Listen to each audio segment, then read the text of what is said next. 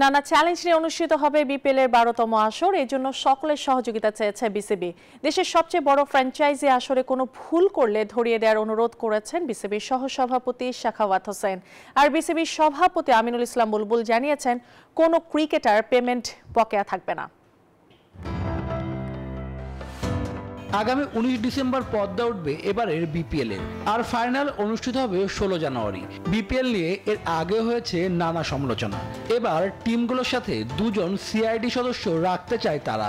খেলার ইন্টিগ্রিটির জন্য আমরা নতুন একটা উদ্যোগ নিয়েছি। আমাদের ইন্টিগ্রিটি টিম তো থাকবেই। আমরা বাংলাদেশ পুলিশের সিআইডি যে ডিপার্টমেন্ট আছে, সিআইডির সাথে একটা এমওইউ করছি। সিআইডির 2 জন অফিসার, একজন উইথ ড্রেস, মানে সিআইডি বুঝবেন আপনারা, থাকবে, আরেকজন ডিসগাইজ অবস্থায় থাকবে প্রত্যেকটা টিমের সাথে। আগামী 5 বছরের জন্য বরাদ্দ করা হয়েছে ফ্র্যাঞ্চাইজিগুলো। দলগুলো বিসিবির শর্ত পূরণ করে নিয়েছে মালিকানা। এ ধারা অব্যাহত থাকবে বলেও জানান তারা।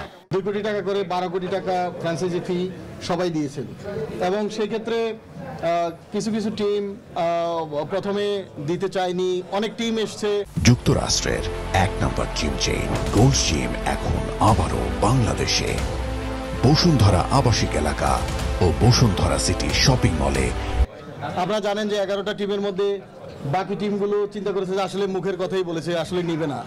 তো সেভাবে কিছু টিম চেষ্টা করেছে যে টাকাটা না দেয়া, পরে দেয়া। বিপিএল এর পর টি20 বিশ্বকাপ, সেজন্য এবারের আসরকে স্পেশাল মনে করেন বিসিবি সভাপতি। এবারের উইকেট থেকে ব্যাটাররা পাবেন বাড়তি সুবিধা। 25 জন ডিরেক্টরসের কাছে 23টা ডিপার্টমেন্ট আছে, এবং 23টা ডিপার্টমেন্টে তাদের কাছে তারা সব ডিপার্টমেন্টের চেয়ারম্যান। সো তাদেরকে ফ্রি হ্যান্ড দেওয়া আছে, so they can run their department by their own way.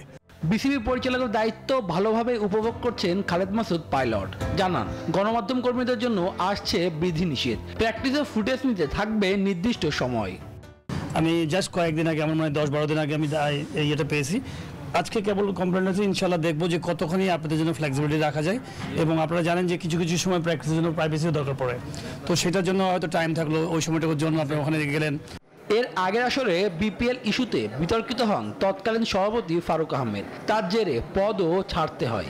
এবার তাই বাড়তি সচেতনতা ক্রিকেটের অভিভাবক সংস্থা। শুভদেবনাথ, নিউজ 24, ঢাকা।